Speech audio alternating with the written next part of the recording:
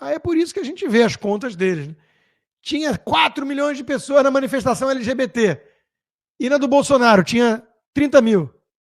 São as contas deles. Né? E eleitor do Lula? Não temos em lugar nenhum, não vemos. Nas ruas, nas redes sociais, sumiram, mesmo com milícia paga. Mas nos votos das urnas eletrônicas, aí temos, né? Por falar nisso, na Venezuela, um representante do partido do presidente Nicolás Maduro, o único partido que tem, né, que restou, disse que o Brasil deveria enviar observadores eleitorais ao país para aprender como se faz uma eleição. Tolinhos. Conto eu ou contam vocês? Para os venezuelanos que o Brasil já está mais avançado porque manteve a aura da legitimidade, claro. Quem perguntar ou falar muito de problema nas urnas eletrônicas vai ter consequências, vai ser perseguido. Mas a Venezuela, todo mundo sabe que virou ditadura escancarada, apesar do Lula chamar de democracia relativa. E no Brasil? No Brasil eles fingem mais. Então não me parece que o Lula precisa aprender com a Venezuela. Me parece que o Maduro precisa aprender com o Alexandre de Moraes e o Lula, né? Cá entre nós. Mas por falar nesses regimes comunistas, essas são as referências do PT. Cuba quer 10 anos de prisão para jovem que criticou o regime comunista na internet. Opa, aqui também não precisa mandar nenhum brasileiro aprender com Cuba, não. Eu estou ultrapassado. Cuba é que vai mandar gente do regime aprender com o Alexandre de Moraes e o Lula como é que faz com críticos. 10 anos só? Pergunta no Brasil se não tem gente condenada a 17. Por falar em país comunista, a China está feliz com as medidas do governo petista. China obtém soja americana após mudança fiscal surpresa no Brasil. Ou seja, o Brasil empurrou a China para o agro americano, Biden agradece, e o agronegócio brasileiro, no meio de uma enchente, no caso sulista, ainda perde essa receita de centenas de milhões. Por quê? Porque ninguém tira da minha cabeça que o Lula tem um interesse deliberado de destruir o agronegócio. Que ele considera fascista porque não vota nele. A Cátia Abreu está hoje lá, sendo já tuitada por Reinaldo Azevedo e companhia, dizendo que se o presidente da CNA, da Confederação de Agricultura e Pecuária, não quer conversar com esse desgoverno, quem ganha é o Lula. Porque é o agro tosco, fascista, quer dizer, aquela mesma Cátia Abreu, que já enganou muita gente, se fingindo de direita, assim como o Reinaldo Azevedo, que escrevia colunas para a Folha de São Paulo, que eu citei no meu livro, Esquerda Caviar, que era representante do agro, se mostrou uma picareta embusteira, vendida, traidora da pátria, do lado dos comunistas e da China. Na pandemia a gente viu, né, que ela disse que tinha até que deitar no chão se fosse para o chinês pisar em cima para vender os insumos que a gente precisava para vacina e tudo mais. É o nível de vassalagem dessa gente aos regimes comunistas. Por falar na enchente, nos arrozeiros, no agronegócio, olha o nível de vassalagem, de passapanismo. Governo Lula anula leilão de arroz. Essa é a diferença entre um governo decente e um governo corrupto. Enquanto o Lula, no primeiro indício de favorecimento, manda anular e começar de novo, Bolsonaro passou pano para favorecimento de barra de ouro, propina de compra de vacina. O cara tem que estar muito alto no LSD para escrever isso ou ser muito vassalo.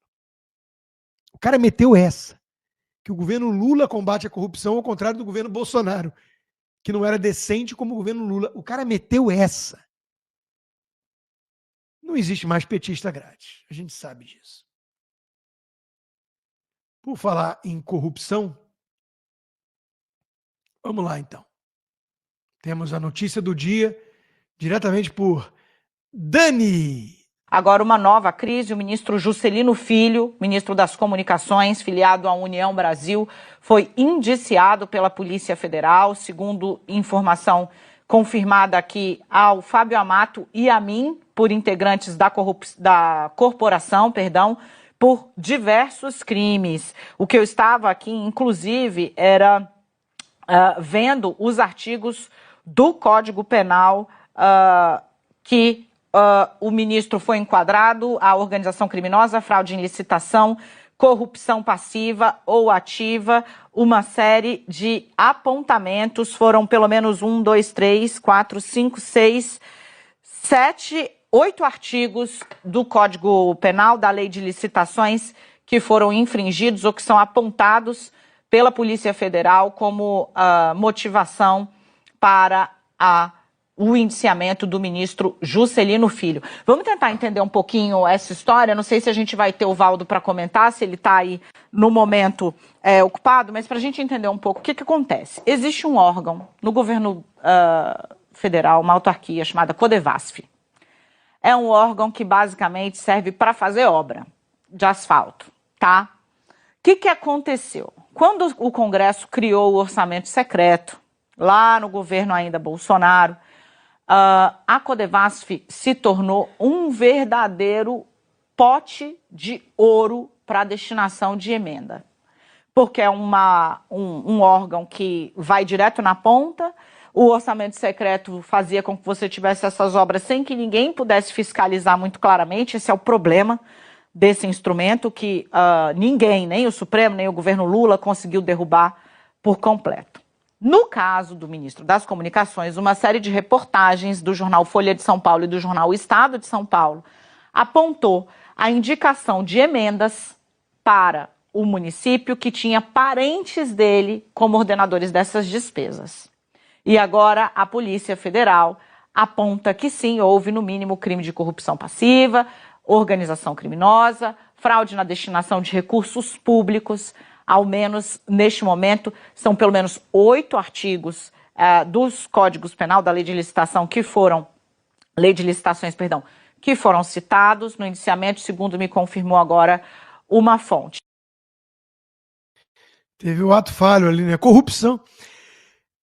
O Guga Noblar postou essa reportagem dizendo: o ministro de Comunicações do União Brasil é afastado do governo. Quer dizer, eles vão com a narrativa de que o Lula combate a corrupção.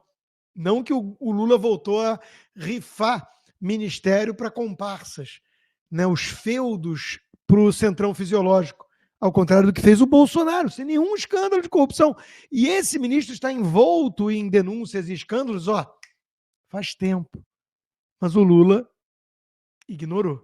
Por falar na Dani e em vassalagem, na Globo e companhia, vamos mais um pouquinho com a análise dela sobre o problema de articulação do governo Lula hoje. Vamos voltar aqui, né? Puxar na memória o Lula 1. Foi o que me fez esse parlamentar bastante experiente. Olha o que tinha no entorno do Lula. José Dirceu, que, bom, aí esquece, coloca de lado as condenações, vamos olhar para este cara que é um formulador político ouvido até hoje, tá? Faça o juízo que você quiser, vamos tratar aqui as coisas, cada um no seu quadrado, né? Aqui, julgamentos e tal, e etc.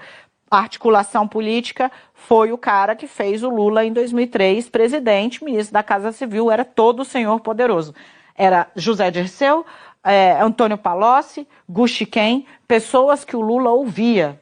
Hoje, cada ministério é uma ilha, cheio de projetos pessoais. Um governo frágil, cercado por conflitos que a gente já não consegue mais, Valdo Cruz, esconder. Esconder.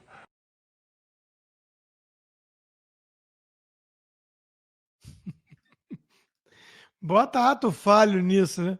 Bota ato falho, mas é com isso que estamos lidando.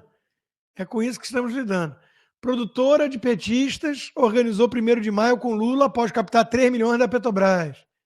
O resumo da ópera: o Brasil voltou, né?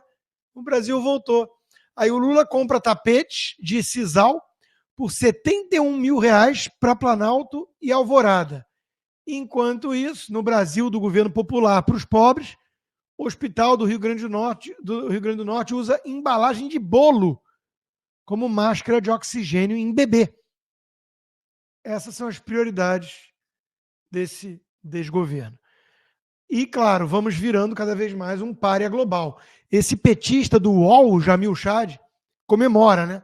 Exclusivo. Amorim, avanço ultraconservador é o maior desde 45 e Lula está preocupado. Presidente leva tema para a Europa nessa semana. Outros destaques. Brasil não terá embaixador em Tel Aviv por algum tempo. Sanção contra a Rússia foi tiro no pé. Quer dizer, o sujeito defende a esquerda radical europeia, defende o Hamas contra Israel, a Rússia contra a Ucrânia. Esse é o PT.